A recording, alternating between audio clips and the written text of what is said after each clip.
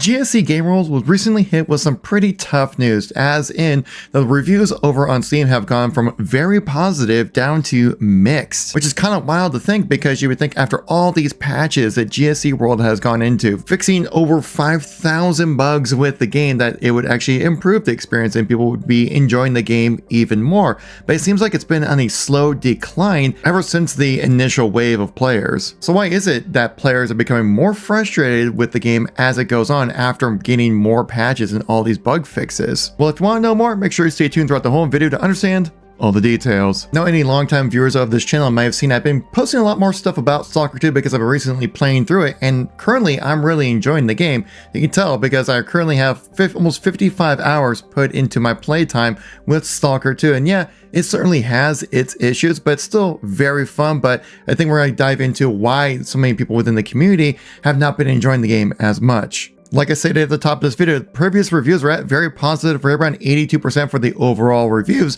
but as of recent, over 3,000 reviews have come in and it's put it down to 67% at mixed. And this news just comes right after patch 1.2 was just released, which does add in a lot of extra additions when it comes to the AI experience within the game. It fixes over 1,700 bugs with the game, which is kind of wild to think about when you combine this with the previous patches, which there have been a lot of, especially at the launch of the game back in December, where Stalker 2 was getting an update pretty much every other business day because there were so many issues going on with it. So you would think addressing all these issues and performance problems and blockers that you come across with the game, that the scores would go up over time, but it just doesn't seem to really be the case. Because you can see the initial wave was actually rather positive, and this is actually when the game was the buggiest. When you look over the last month or so, you see quite a good amount of red. Now, it's definitely still trending more on the positive side of things, but a lot more negative reviews. So this means these are people who are coming back to change the reviews, or people who are long-time highly engaged players inputting their reviews. Because you can just look at the population chart right here, where obviously when the game first launches is when things are the most popular, right? And then it kind of just goes off over time because it is a single player game.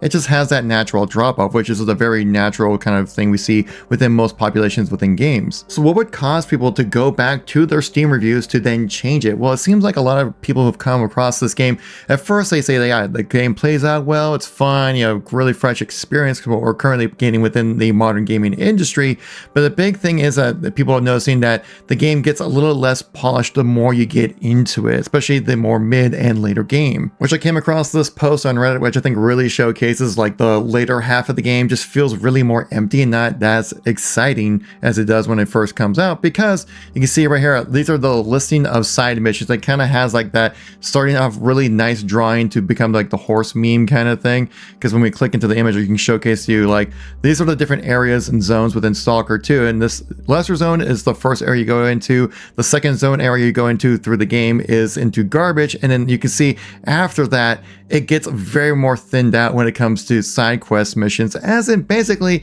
they almost become non-existent or highly optional when it comes to how you play the game. So far I've gone all the way up to Rostock so far in this game, and I definitely noticed that as well when I was playing. I'm like, am I just kind of breezing through the main quests right now and I'm just not triggering these side quests, or are they just non-existent within the game? And looking at this, I'm like, okay, this kind of confirms what I was thinking, that like, yeah, it's really lacking a lot of side mission content within Stalker 2. And that first third of the game has a lot of content to give you the impression of like, yeah, this is a really in-depth game, a lot of things you can do, this is really exciting. And once you get down to like the second half or third of the game, you're like, okay, it feels like it's missing a little something, as in kind of this drawing seems to be the kind of general theme we're getting a lot from people who've played and have more critical thoughts on Stalker 2. Now, I don't want to make it seem like the game just doesn't have content in the second half. It's still a rather heavy game, as in a main story playthrough would still get you roughly 34 hours, main story with quests about 66, completionists could up to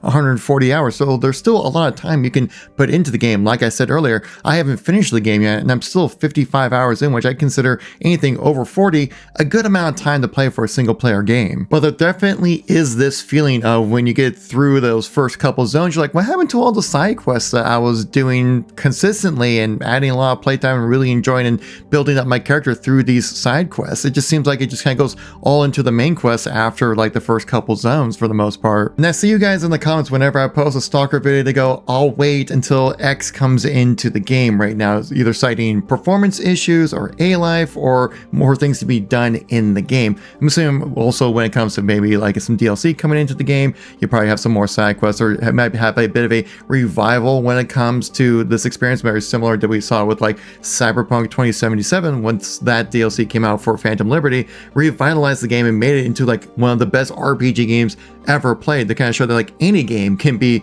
revived if it just has the right amount of love and attention brought to it. And we're hoping the same thing with Stalker 2. Not saying that the current experience right now within the game is a bad experience. I would definitely say right now that it is fun. I would say it's worth playing, though if you're looking to wait until X comes into the game, it might be worth coming in maybe a year after this launch of the game, just because that's the benefit of a single player game, that it doesn't rely on like a current population of people playing the game for you to enjoy it. It's a single player experience. You can wait until all the bugs are fixed to then jump in and play. Like, yeah, you kind of miss out on the fun of the community as a whole being the most engaged when the game first launches of the first year, but then again, you do get a much better experience. And I have certainly noticed this through my time playing Stalker 2, that the experience of playing has certainly improved with these recent patches. Even then though, I was still playing before that and having a lot of fun. This is my first time playing a Stalker game though, so I might not be able to provide all the kind of context you would expect to see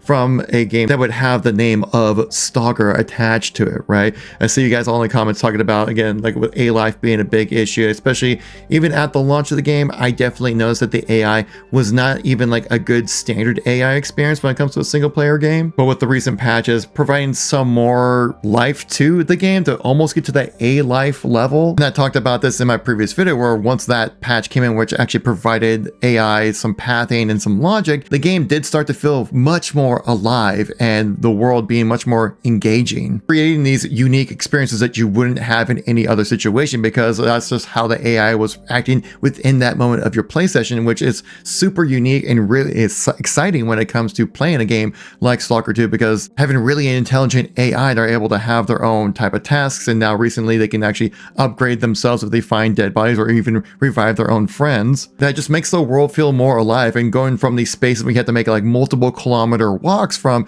one location to another can at least spice up that experience to make it so then you never know what exactly you're going to get. And a lot of people have cited that they're holding out to buy the game or play the game with the performance issues that are within the game, and yeah, certainly at launch it was not very good. When you had to go into towns or different types of environments, it really started to chug when it came to being able to play this game at a playable frame rate. As it being a shooter, you want to play at least 60 frames per second, just because that's the industry standard, and even a high-end PC at launch even struggled to do that, where you absolutely need to have DLSS running at least quality, if not performance or balance, and having frame generation as well to make it so that you can reach those playable frame rates for a shooter game, which is something that you just don't want to see when it comes to your game. But again, I can see how like a game, they might have even designed the game around those features, which is something that you don't really like to see a whole lot when it comes to your games, because you want to see those kind of features be additional things, like little cherries on top of the performance, right? So then like you can get those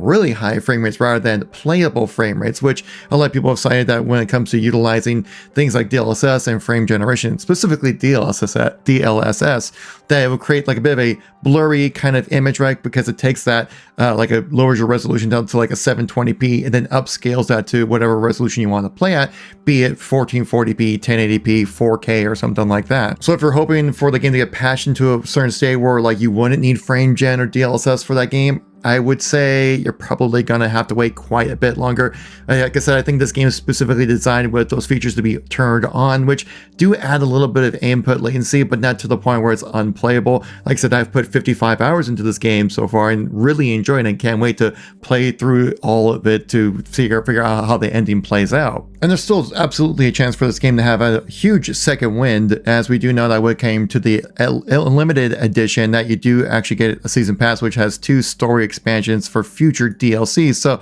there will be a major update when maybe like we'll wait till that time comes around to really fix or add new things into the game, because if people are still very upset about the lack of like A-Life or various features being put into the game, they're not gonna release this DLC expansions before those get put into the game, or at least the game gets put into a state where the community at large feels like the game is where it needs to be. Meaning that the community needs to be able to feel positive about this game enough to where you wouldn't review it at a mixed rating, and you would want to have a little bit of a higher so that it has a nice platform foundation to then add those DLCs on top of it, much like we saw with Cyberpunk 2077. But what has your experience been like with Stalker 2? It seems like either people have great experiences and it's totally fine, or people are saying that it's leaving a lot to be desired. Let me know in the comments down below. If you made this far in this video, I hope I earned your like, maybe a subscribe. And if you want to let me know who the real ones are that made it to the end of the video, leave a green heart in the comments, guys. I do check out all of those. Thank you all for watching. Greatly appreciate it. Catch you on the next one. Peace out.